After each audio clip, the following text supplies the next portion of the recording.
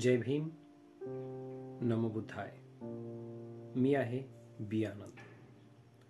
स्वागत आहे सर्वांचं बहुजन डायरी प्रासंगिकमध्ये. मित्रांनो,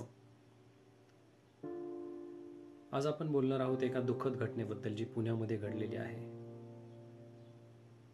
हुंडा म्हणजे समाजाला खरंच एक लागलेली कीड आहे. त्यामुळे वैष्णवीसारख्या लाखो मुलींचं आयुष्य उद्ध्वस्त होतं. ती आपल्यात आज नाही आहे आणि हे आपलं सर्वांचं सामूहिक अपयश आहे असं मला वाटतं.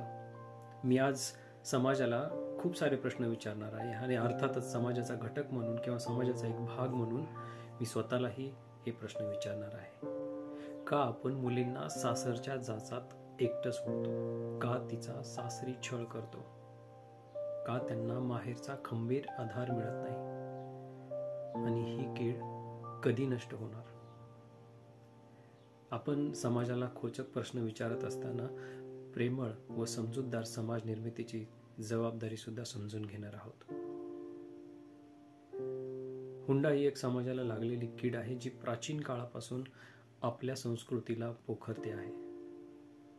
विवाह हा प्रेम आणि समानतेवर आधारित असावा.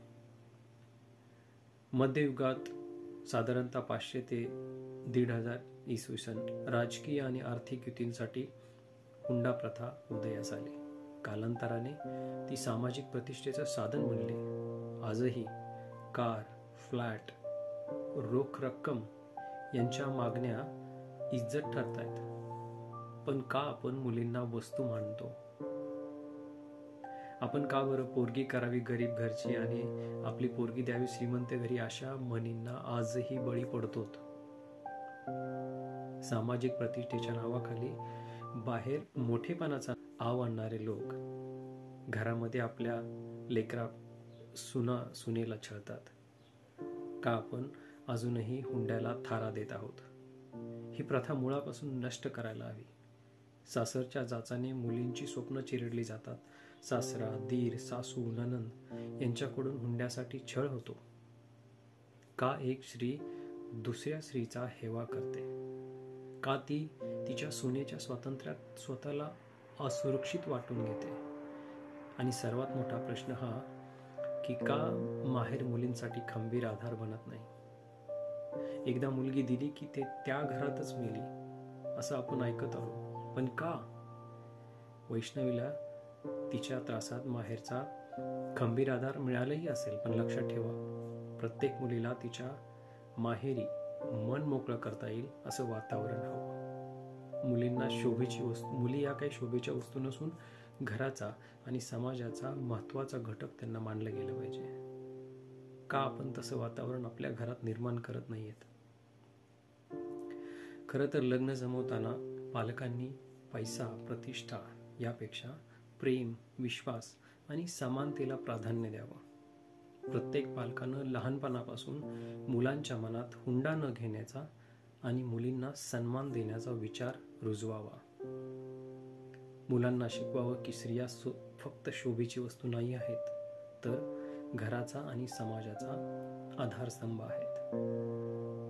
पुरुषसत्ताक मानसिकता संपवण्यासाठी मुलांमध्ये समानतेचे विचार रुजवले गेले पाहिजेत. का आपण मुलींना श्रीमंत घरात देण्याच्या अट्टहासापोटी त्यांचं आयुष्य दुःखाच्या खाईत लोटतो आहोत? माहेर हे मुलींसाठी सहानुभूती आणि सामर्थ्याचं ठिकाण असावं, जिथे तिच्या त्रासामध्ये ती मोकळेपणानं बोलू शकेल. का आपण मुलींना सहन कर असं नेहमी सांगतो? आज तुम्ही पाहतात न्यूज चॅनल फक्त चर्चा करतील काही दिवस, पण ही कीड मुळापासून नष्ट करायला हवी. 1961चा हुंडा प्रतिबंधक कायदा आणि कलम 489A, 304B यांनी कायदेशीर आधार दिला आहे, पण समाजाने मनापासून प्रयत्न करणं गरजेचं आहे. महात्मा फुले आणि सावित्रीबाई फुले यांनी स्त्री शिक्षणासाठी लढा दिला.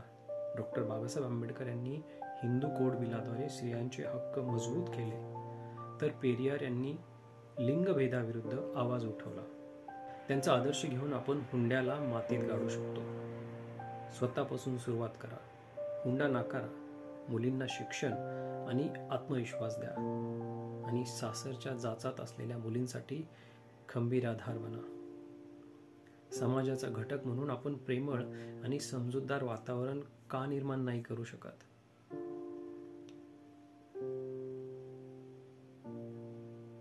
भगवान बुद्धांनी धम्मपदात एक सांगितलेलं आहे, सब्बं तस्सती दंडस्स सब्बं भायती मचून्नो अतानं उपमं कत्वा न हन्येय न घायते. अर्थात सर्वजण दंडाला घाबरतात, मृत्यूला घाबरतात. स्वतःला दुसऱ्याच्या जागी ठेवून विचार करा आणि बघा. त्यामुळे कोणालाही छळू नका. मुलींच्या दुःखाची जाणीव ठेवा. प्रेमाने आणि करुणेने समाज घडवा. हुंड्याविरुद्ध कॅम्पेन सुरू करा. खुलेपणाने बोला आणि या प्रथेचा खुलेपणाने विरोध करा. वैष्णवी सारख्या लाखो मुलींसाठी प्रेमळ समाज आणि खंबीर माहेर घडवूया. हुंड्याला मातीत गाडूया आणि मुलींना सन्मानाने जगण्याचा हक्क देऊया. चला, आपण सर्वांनी एकत्र येऊन समाज बदलूया. Thank you for listening to me. जय भीम. नमो बुद्धाय.